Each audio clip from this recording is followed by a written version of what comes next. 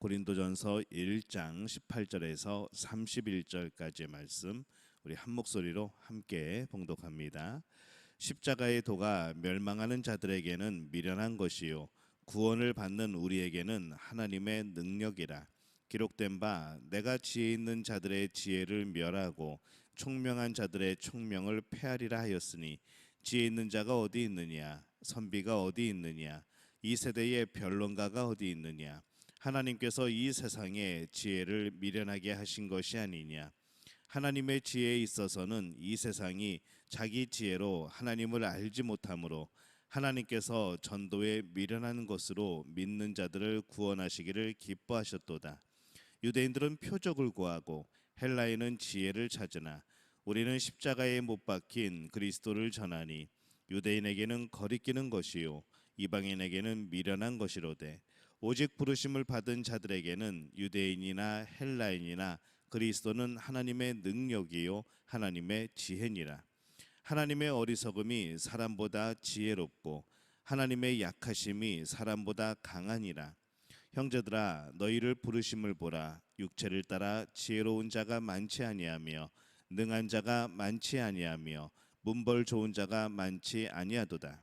그러나 하나님께서 세상에 미련한 것들을 택하사 지혜 있는 자들을 부끄럽게 하려 하시고 세상에 약한 것들을 택하사 강한 것들을 부끄럽게 하려 하시며 하나님께서 세상에 천한 것들과 멸시받는 것들과 없는 것들을 택하사 있는 것들을 폐하려 하시나니 이는 아무 육체도 하나님 앞에서 자랑하지 못하게 하려 하심이라.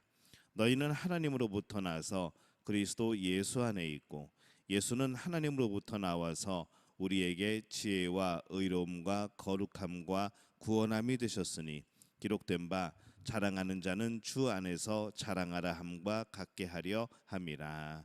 아멘. 할렐루야. 하나님의 은혜가 오늘 새벽에 하루의 첫 시간을 주 앞에 드리는 우리 믿음의 가족들에게 함께 하시기를 예수님의 이름으로 축원합니다.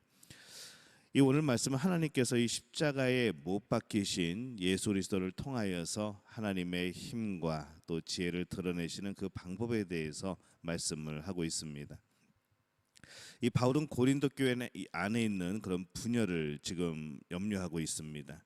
그 분열은 어디서 나온 것인가 볼 때에 우리가 어제 말씀을 나눴던 것처럼 그 도시 자체의 분위기와 또 그 상황과 또 정말 자연스럽게 그렇게 파당이 지어지고 또 그런 한 명의 철학자, 한 명의 웅변가 그것을 후원하고 또 그것에 대해서 추종하는 사람들이 생기고 서로 경쟁하면서 살아왔던 그런 도시의 그런 환경과 문화를 반영한다고 했습니다.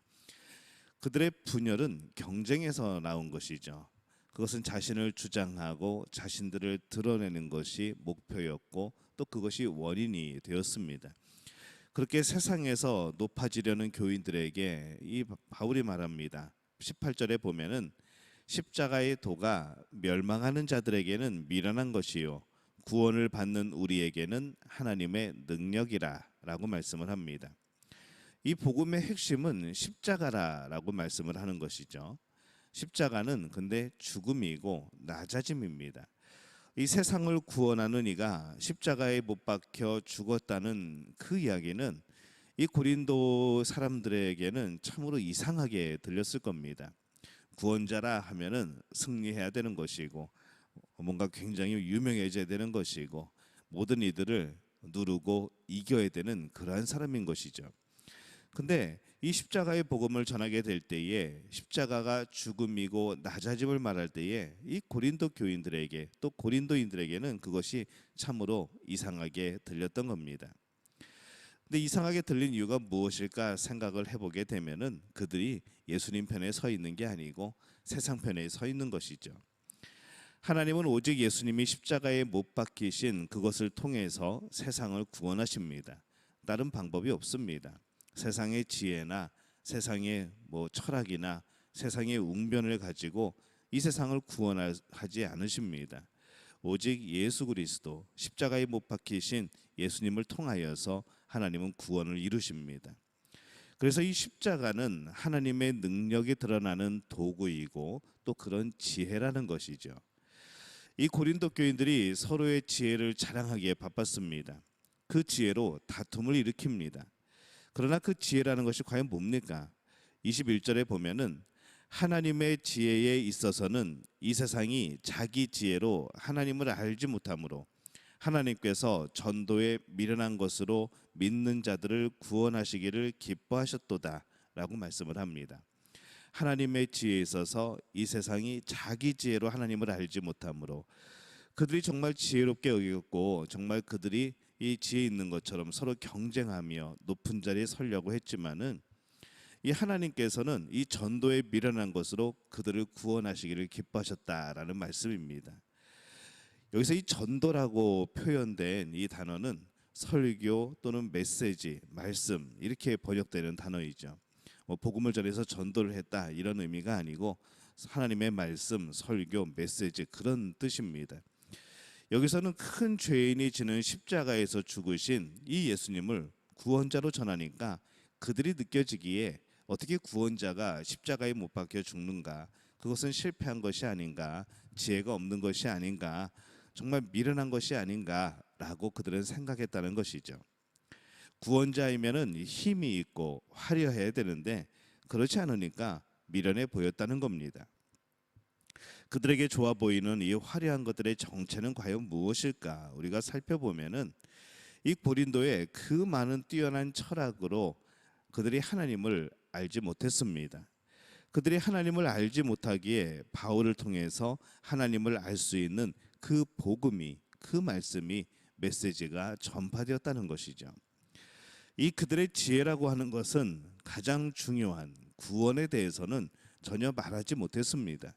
이 구원에 대해서만큼은 그들이 자기들이 지혜롭다고 자기들이 이렇다 할 그런 이야기를 내놓지 못했던 것이죠. 그들의 지혜는 구원을 위한 지혜가 아니라 자신들이 가장 높은 곳에 서기 위한 그런 지혜였을 뿐입니다. 오직 복음만이 하나님께서 그들을 구원하시는 그런 방법입니다. 그래서 복음의 핵심은 십자가인 것이죠.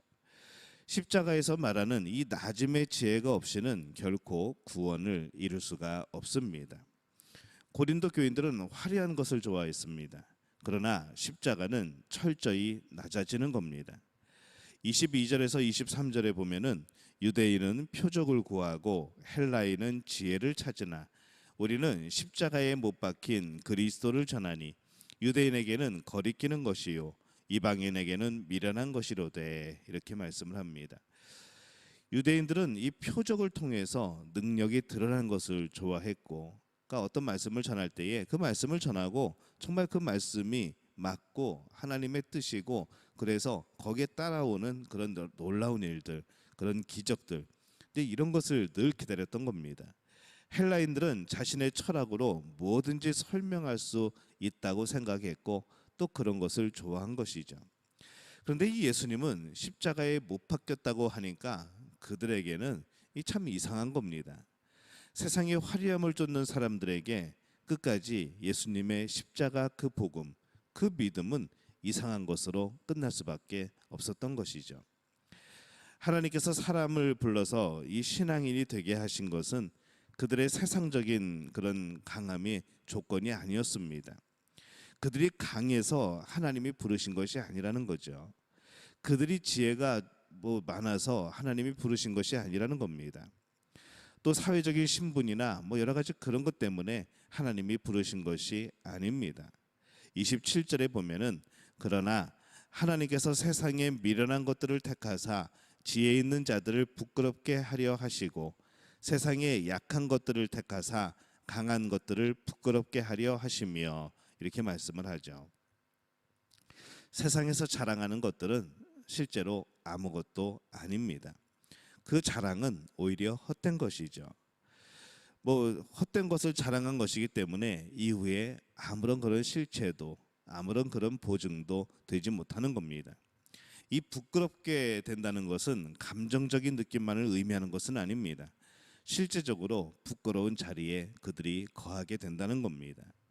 강함의 실체가 이 정체가 드러나서 본래의 자리, 이 세상의 강함이 얼마나 허무하고 얼마나 헛된 것인가를 그들이 경험한다라는 뜻입니다. 세상의 모든 강함은 사실 아무것도 아닐 수 있습니다. 뭐 세상에서 강한 자를 말하지만은 강한 나라를 말하지만 또 강한 그런 모임과 그런 공동체를 생각하지만 그 강함이라는 게 무엇이 강한 것이고 또 무엇이 약한 것이겠습니까? 이 세상에서의 강함과 약함은 의미가 없습니다.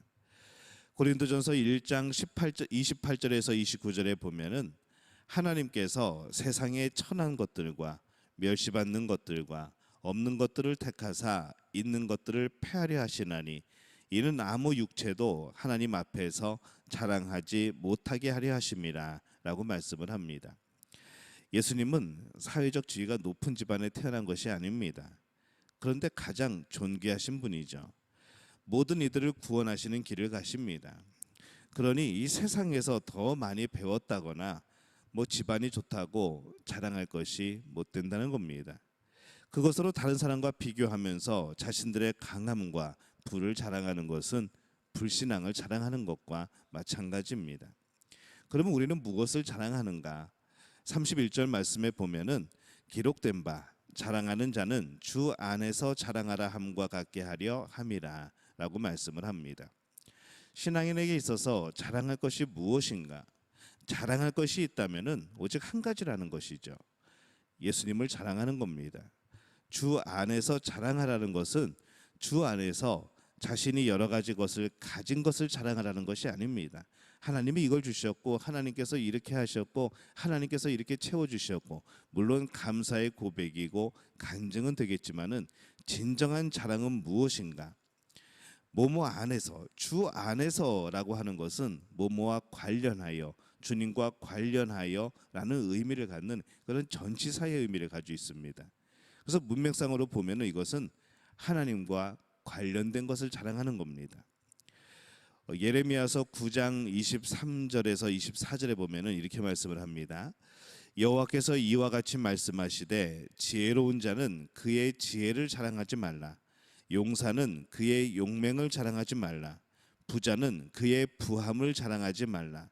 자랑하는 자는 이것으로 자랑할지니 곧 명철하여 나를 아는 것과 나 여호와는 사랑과 정의와 공의를 땅에 행하는 자인 줄 깨닫는 것이라. 나는 이 일을 기뻐하노라.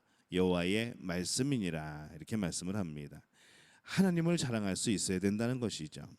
하나님을 많이 아는 것을 자랑할 수 있도록 또 하나님을 더 많이 아는 사람이 되어야 된다는 겁니다.